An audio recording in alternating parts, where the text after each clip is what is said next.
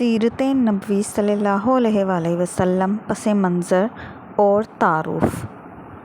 آپ صلی اللہ علیہ وآلہ وسلم کی سیرت پاک کے تذکرہ سے پہلے بہت ضروری ہے کہ آپ کو سرزمین عرب اور عرب قوم اور اس دور کے عمومی حالات سے روشناس کروایا جائے، تاکہ آپ زیادہ بہتر طریقے سے سمجھ سکیں کہ آپ صلی اللہ علیہ وآلہ وسلم کی پیدائش کے وقت عرب کے اور دنیا کے حالات کیسے تھے۔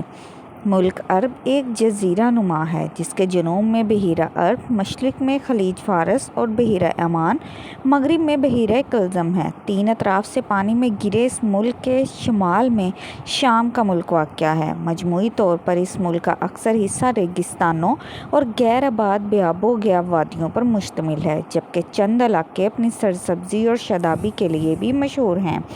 طبعی لحاظ سے اس ملک کے 5 حصے ہیں: یمن، حجاز، نجد، حضر موت، مشرقی ساحلی علاقے، وادی سینا۔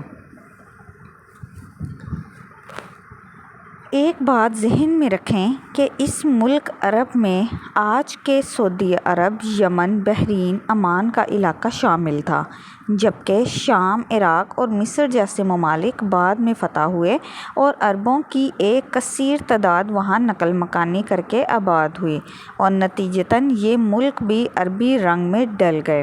لیکن اصل عرب وہی علاقہ ہے جو موجودہ سعودیہ، بحرین، عمان اور یمن کے علاقوں پر مشتمل ہے، اور اس جزیرہ نما کی شکل نقشہ میں واضح طور پر دیکھی جا سکتی ہے۔ عرب کو عرب نام کیوں دیا گیا، اس کے متعلق 2 آراء ہیں۔ ایک رائے کے مطابق عرب کے لفظی معنی فصاحت اور زبان آوری کے ہیں۔ عربی لوگ فصاحت و بلاغت کے اعتبار سے دیگر اقوام کو اپنا ہم پایا اور ہم پلہ نہیں سمجھتے تھے، اس لیے وہ اپنے آپ کو عرب یعنی فصیح البیاں اور باقی دنیا کو عجم یعنی گونگا کہتے تھے۔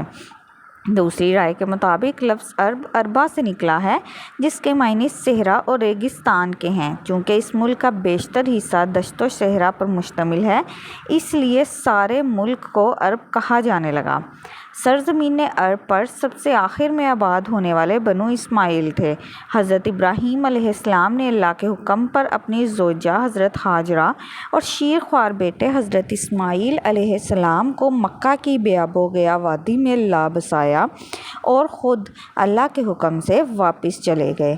یاد رہے کہ اس وقت نہ مکہ کی آبادی تھی اور نہ ہی خانہ کعبہ کا وجود۔ خانہ کعبہ ویسے تو حضرت آدم علیہ السلام کے وقت تعمیر ہوا، مگر حضرت ابراہیم علیہ السلام کی ہجرت کے وقت وہ تعمیر معدوم ہو چکی تھی، اور پھر بعد میں جب حضرت اسماعیل علیہ السلام کی عمر 15 سال کی تھی تو حضرت ابراہیم علیہ السلام مکہ تشریف لائے، اور ان دونوں باپ بیٹوں نے مل کر اللہ کے حکم پر اور حضرت جبرائیل علیہ السلام کی رہنمائی اور نگرانی میں خانہ کعبہ کو انہی بنیادوں پر اثر نو تعمیر کیا جن پر کبھی حضرت آدم علیہ السلام نے بنایا تھا۔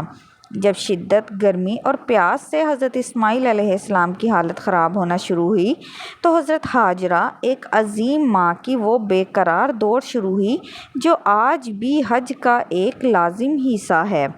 آپ پانی کی تلاش میں کبھی صفا پہاڑی پر چڑھ کر دور دور تک دیکھتیں کہ شاید کہیں پانی نظر آئے، اور کبھی صفا کی مخالف سمت میں مروہ پہاڑی پر چڑھ کر دیکھتیں، مگر وہاں پانی ہوتا تو نظر آتا۔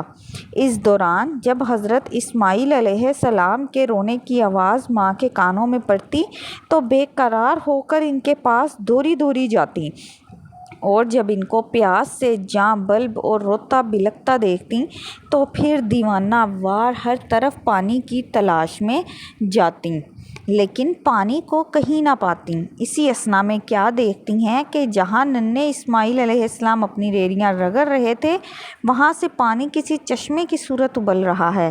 بھاگ کر بیٹے کے پاس پہنچی اور اللہ کا شکر ادا کرتے ہوئے بیٹے کو پانی پلایا، خود بھی پیا، پھر اس چشمے کے ارد گرد تالاب کی صورت میں مٹی کی منڈیر بنا دی۔